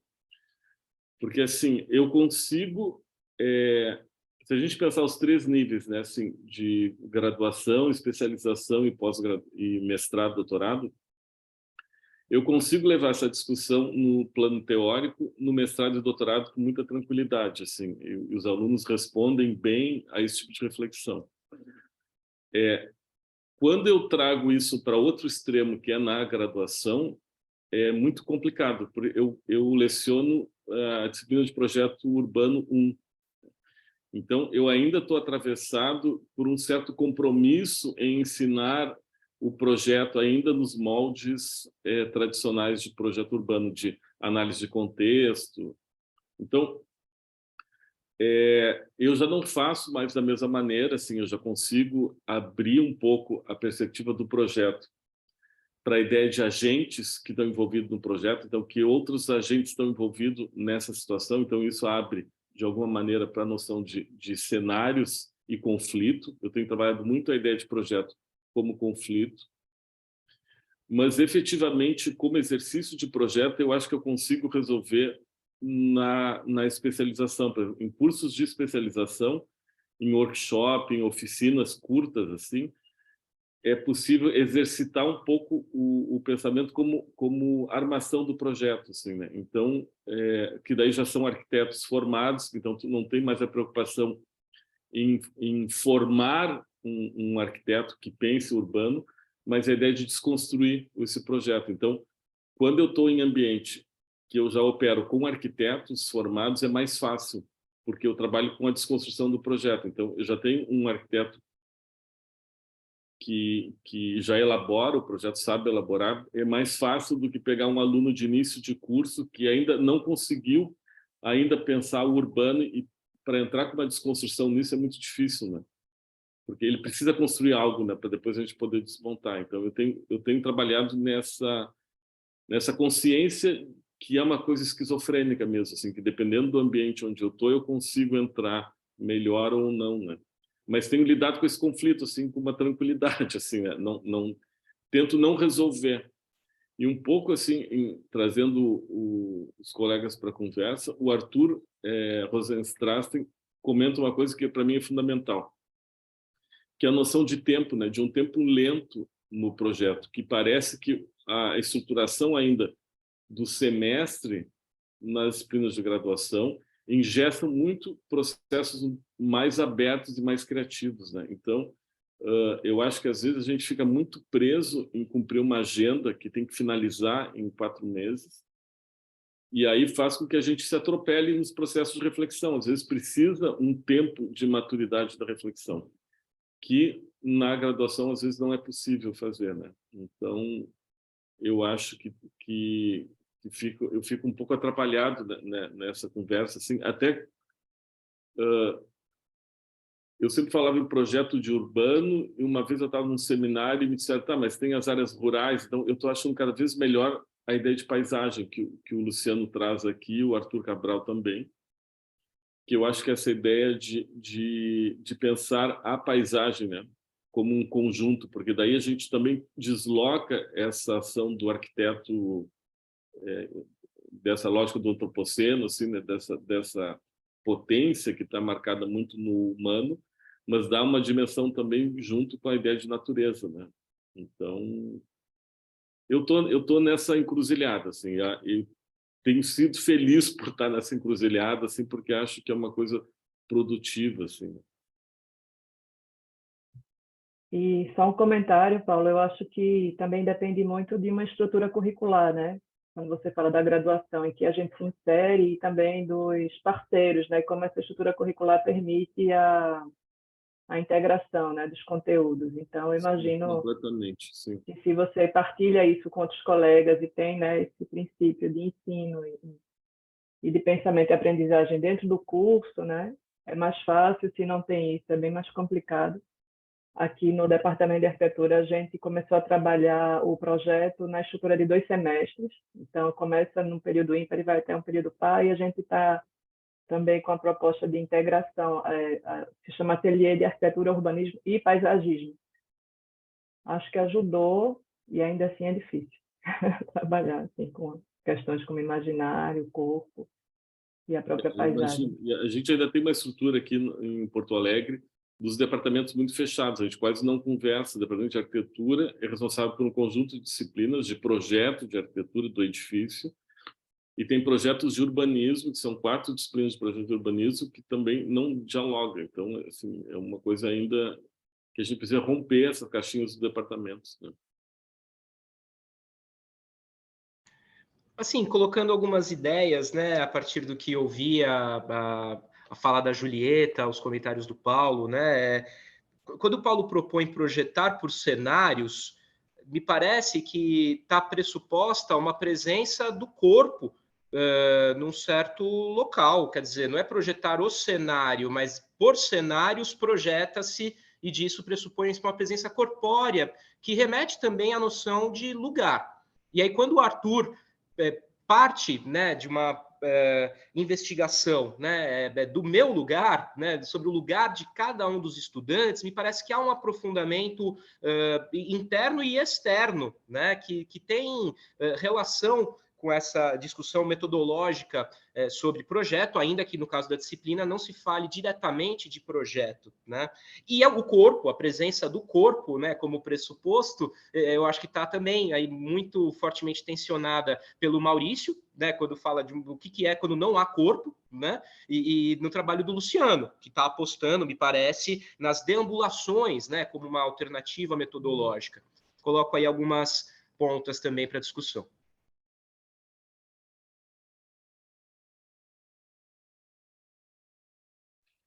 Muito bem, eu me sinto muito estimulado aqui a pensar, a partir de todas as exposições que foram feitas, dessa reflexão que a Julieta compartilhou conosco também. Eu acho que aquilo que me toca nesse momento, refletir como uma leitura de uma transversalidade nos trabalhos, é uma certa inquietação com um projetar sem projetar-se. Estou usando propositadamente essa condição. Um projetar que não tem um enraizamento existencial. E eu vou colocar a dimensão existencial plena. Uma dimensão existencial plena que logo toca numa dimensão imaginativa, fenomenológica, poética, para usar o termo.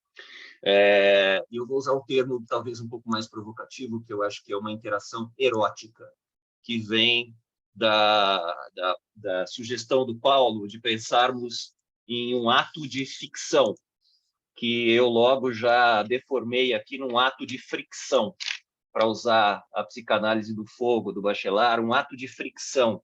É preciso nos friccionarmos com o mundo para nos projetarmos e projetar. Então, sem essa fricção, que, para usar o termo que vários colegas usaram, que demanda uma corporeidade, uma corporalidade, mas também uma intenção, né? Uma sensualidade, uma sexualidade, um desejo de multiplicação, um desejo de estar dentro do outro, né? E sentir o outro dentro de si, esse tipo de interação ampla, abrangente e criadora, conceptora, me parece uma centralidade aí nas nossas discussões. Estou colocando isso na mesa também para a gente refletir.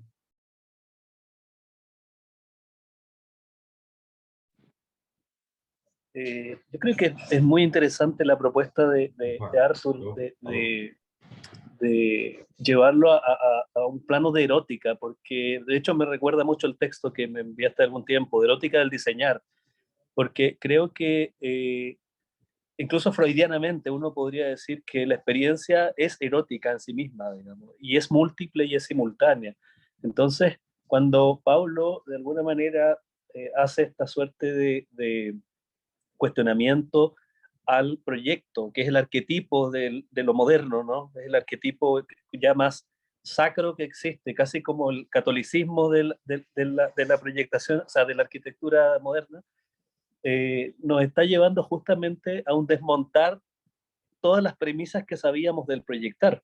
Nos está llevando a nosotros de nuevo, a nuestra existencia como ser sintiente, como ser erótico o erotizable.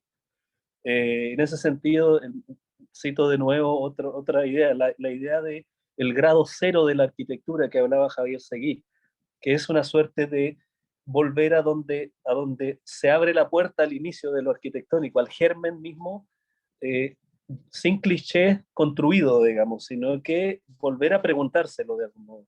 El grado cero de la arquitectura o la arquitectura sin arquitectura. Esos son dos nombres de dos textos de Javier Seguí, que los puedo compartir también por ahí, pero tienen que ver con esta misma cosa, que no solamente es también lo que mencionaba Paula, creo que es su nombre, respecto de que cómo la estructura institucional también incide en que el proyecto sea como es el proyecto, en que la evaluación sea como es la evaluación del proyecto y cómo ha sido. Es decir, en construir estructuras semánticas convenidas, digamos, sobre las que se sigue montando nuestra formación. Entonces, esta idea de volver al punto de partida y no a la meta, ¿cierto? Buscada, sino que al punto de partida, al origen de la pregunta sobre el proyectar, es tremendamente clave y coincido plenamente en que está en el sustrato de todo lo que estamos discutiendo acá, digamos. Desde mi perspectiva, está en devolver el cuerpo, en que se nos devuelva el cuerpo sintiente para abordar de nuevo el cómo percibimos mundo y empezar a construir castillos sobre eso, a sabiendas de que cuando esté terminado ese castillo hay que dejarlo y partir con otro. No, creo que el problema tiene que ver con la configuración de métodos fijos para evitar hacer, mientras que esta invitación retrotrae al origen, que es el vuelva al punto de partida del Monopoly, ¿no es cierto? Tomas la ficha de nuevo y partes jugando de nuevo. Entonces me parece que es súper interesante esta suerte de las ideas, digamos, de proyecto no proyecto, arquitectura sin arquitectura, la idea de grado cero de la arquitectura, de algún modo, que no es distinto a lo que le ocurrió a los números naturales con la invención del cero, ¿cierto?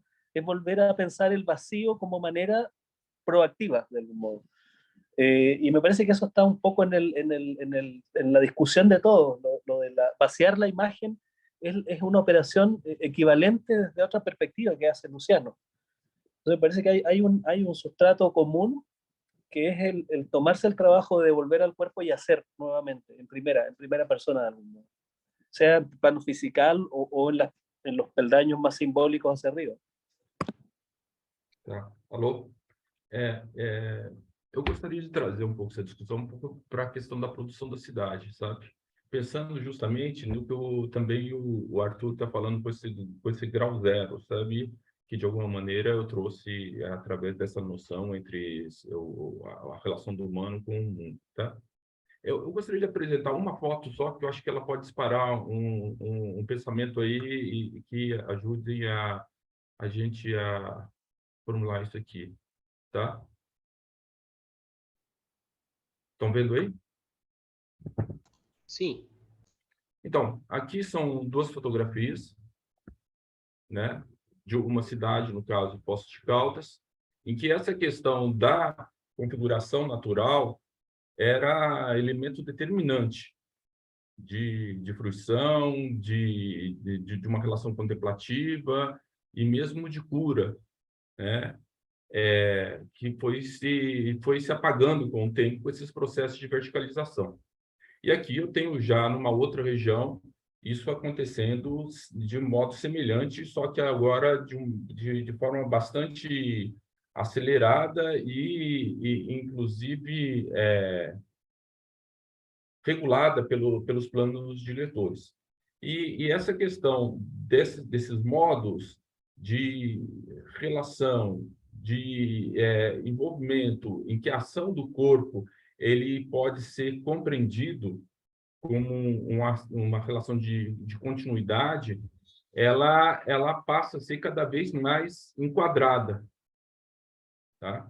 E o que leva a pensar o que é essa relação de ser enquadrado pela própria arquitetura, ou seja, o corpo enquadrado, o corpo que, de alguma maneira, ele passa a olhar aquilo que o circunda através da janela, tá? Como o Maurício ele mencionou, ou seja, o que é essa forma de interação em que a propriedade e a janela são os modos de reconhecimento daquilo que antes era uma relação, vamos dizer assim, mais complementar e unida, tá? Como que fica essa dissociação, entendeu? Dentro do processo de produção das cidades, né? É uma pergunta aí, né? De que forma que essa condição da imagem ela habita hoje a própria concepção do fazer arquitetônico, como se o próprio objeto, a própria habitação, ela fosse um modo de enquadrar também, entendeu? Tá? E se há rebatimentos entre essa forma de experiência do espaço na relação com os meios técnicos, tá? De produção das imagens, tá? Então, é um pouco por aí, assim, no meu caso, a minha fala, eu busquei tentar entender, entendeu? Formular isso conceitualmente para tentar entender esses rebatimentos que, de alguma maneira, me parece que está na fala de todos nós, assim, né? Do Arthur, do Paul Reis, ou seja, esses rebatimentos, essas formas de trânsito, tá? Entre as novas tecnologias, imagens digitais, formas de apreensão à distância do urbano e os modos de habitar e de comungar o espaço, tendo como contraponto longínquo as imagens reminiscentes do viver, entende? Como que é esse campo de tensão? Como pensar esse campo de tensão, seja pela ideia de não projeto, através das estratégias didáticas, ou de uma maneira assim extremamente delicada, no caso do Arthur, né? Ao reconhecer algo, um espaço completamente, vamos dizer assim, abandonado, de certa forma, ao lado do ateliê do Farcaori, que eu conheci muito bem, entende? Mas como uma forma de fazer emergir esse sentido reminiscente a partir de uma fração esquecida, né?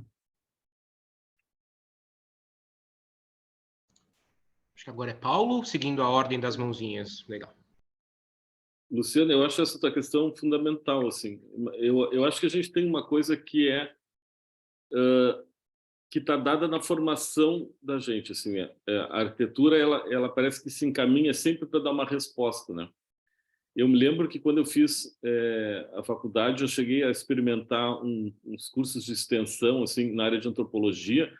Eu estava no final do curso, eu quase troquei de curso. Depois eu me dei conta de que eu tinha uma necessidade de desenhar que os antropólogos não tinham. Então, eles discutiam, e não tinha uma necessidade de dar uma resposta projetiva. E eu sentia falta do desenho quando eu estava só no meio dos antropólogos. Então, eu acho que a gente tem isso. Então, por outro lado, eu acho que tem um esgotamento da técnica da representação, no sentido de a gente representa aquilo que a gente quer que seja feito. Então, eu acho até uma forma de resolver as angústias dos alunos, assim, né? Quando começam a ter uma coisa muito ambígua, a gente diz, tá, mas me mostra o que tu está querendo projetar. Qual é a imagem? E eu acho que a gente também produz uma espécie de cultura da imagem representativa, né? Ah, eu quero fazer esse projeto que se assemelha a esse, ou é isso que está vigente. Então, todas as nossas falas aqui, do Maurício, que tenta romper com essa lógica da maquete e do desenho como ferramentas que fixam as suas imagens, né? Aos exercícios que o Arthur Rosenstrassen está fazendo em operar com outras referências que não são da ordem do possível representado direto, assim, né? A música, a gente deixa o imaginário sempre aberto, né? Ela não provoca exatamente uma imagem que a gente diz, essa música para mim é tal imagem, né? E mesmo tu, Luciano, e o Arthur Cabral, quando trabalham nessa perspectiva da paisagem, eu tenho mergulhado um pouco nisso também, e tenho visto, por exemplo, o Tim Gold e a Anna Tsing, que são antropólogos, que têm trabalhado muito dessa visão da paisagem.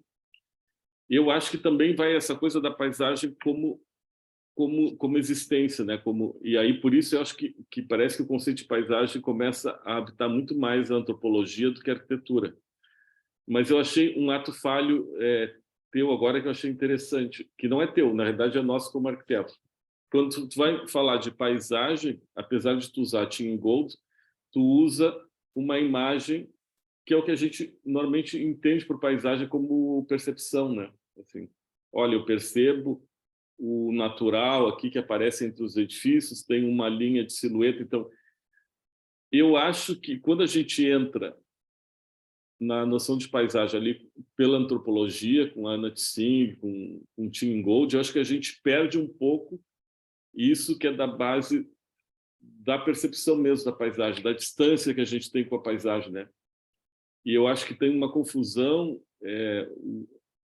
na teoria que é entre paisagem e ambiente, assim, como se fosse uma coisa só. Assim, sabe? Às vezes estão falando em paisagem, o Tim Gold fala em paisagem, para mim não fala em paisagem, fala em ambiente, que eu acho que é um pouco diferente. Eu queria também trazer essas duas conversas aqui, representação e paisagem, para o nosso bate-papo.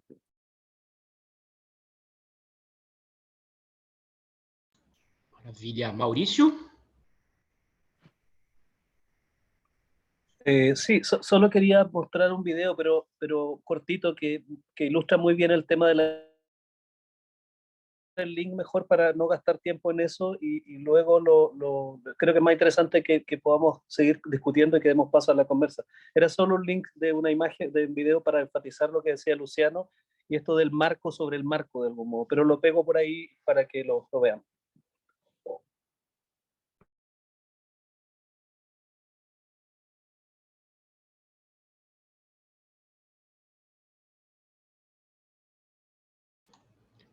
Muito bem.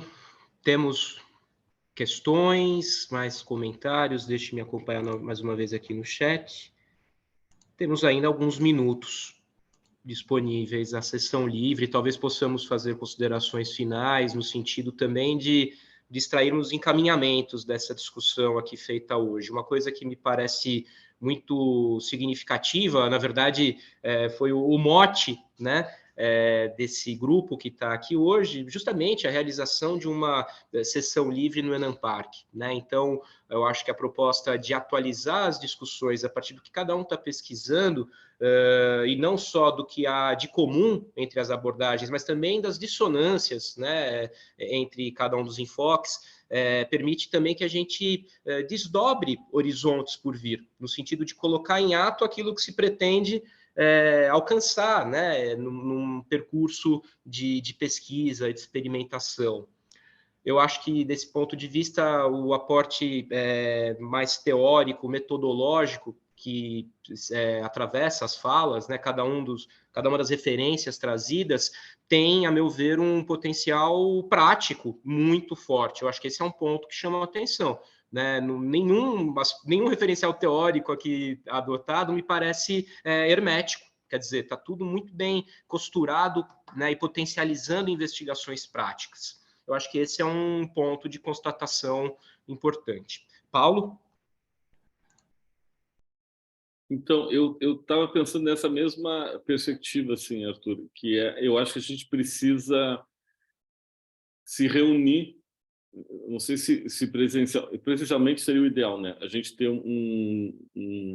2 dias para trabalhar experimentações. Eu gostaria de ver as experimentações do Luciano, as do Maurício, as do Arthur, as tuas, assim, de a gente poder trocar pelas experimentações. A gente tem feito, nesses 2 anos de conversa, a gente tem trocado muito informações teóricas, né, e conceituais, a gente se apresentou para os grupos de pesquisa, então eu acho que foi um avanço bacana.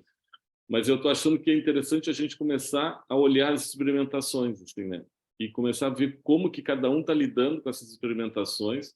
Eu fico super curioso, assim, eu tenho vontade de ficar horas aqui conversando detalhadamente, assim, para ver como é que cada um está trabalhando, e não é possível, né? Então eu acho que talvez a gente pensar num encontro que a gente conseguisse fazer presencial, num lugar que fosse mais central para todo mundo, seria ótimo.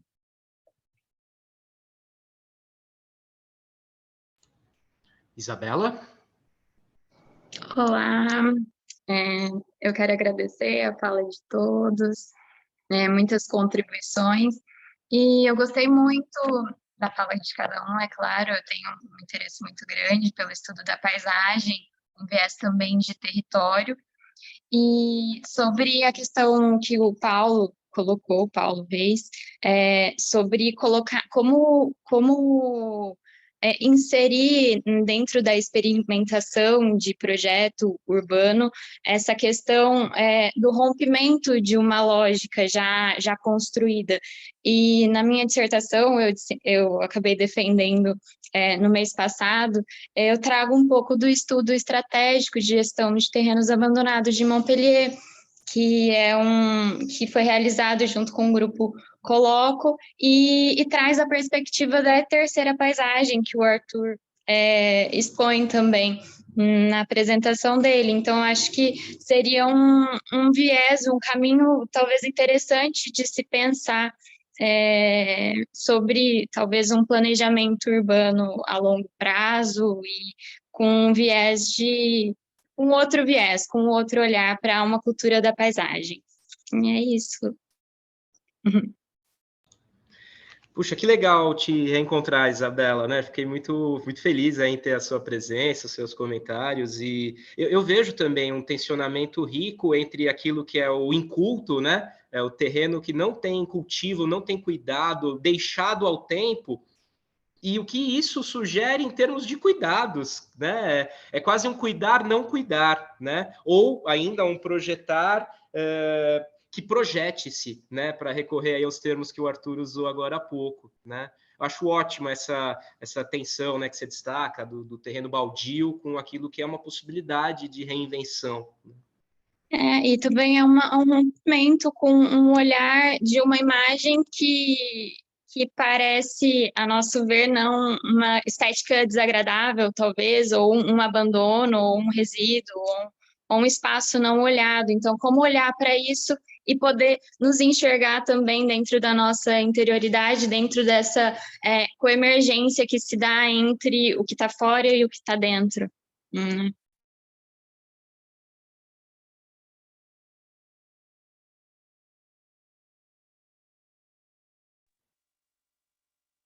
A minha dissertação ainda não está disponível, mas logo ela estará. Eu realizei ela lá na UFPEL, em Pelotas, junto com o orientador Eduardo Rocha. Bueno, yo creo que, sumándome a lo que planteaba Arthur, perdón, Paulo, me parece que justamente el salto a la fisicalidad es el siguiente paso de la sesión libre, ¿no? O sea, que podamos en algún minuto discutir y ver más directamente las cosas que hemos mudado y hemos intercambiado durante todo este tiempo, que ya es un tiempo bastante largo. Esta sesión libre de alguna manera cierra o viene a ratificar todas las conversas que hemos venido revisando, cosas como el desarrollo de estas reflexiones de Paulo, cómo han ido, digamos, intensificándose y cómo han ido enriqueciéndose durante todo este tiempo. Creo que estoy muy de acuerdo que amerita ya algún modo de intercambio, de ver ya más de cerca cómo se están llevando estas cosas, así que creo que es una buena propuesta la de Pablo y tenemos que ver cómo darle carne. Arthur, no sé cómo estamos de tiempo para cerrar, ¿te parece si ya vamos haciendo el cierre? Eu acho que temos algo entre 60 e 0 segundos, Maurício. Estamos no minuto final, segundo o meu relógio. Peço que o pessoal do apoio técnico confirme, né? Mas acho que estamos fechando, sim, com muitas perspectivas, né? De novas formas de interação e sem perder de vista, né? Preconizando, inclusive, encontros presenciais, físicos. Eu acho que temos aí um fio condutor, né, para seguirmos. Bom, eu agradeço muitíssimo aí a presença, né, de todas e todos, e é isso, acho que podemos, né, encerrar a nossa sessão livre. Muito obrigado. Ótimo, muito obrigado, Arthur, Maurício. Obrigado. Um abraço a todos. Luciano, Paulo, um abraço para todos, fiquem bem. Até logo mais, gente. Um abraço a todos aí. Até uma próxima. Tchau, tchau. Quero vê-los em breve aí. Tchau, tchau. Tchau, tchau. Graças. Tchau, tchau. Grande abraço. Até logo.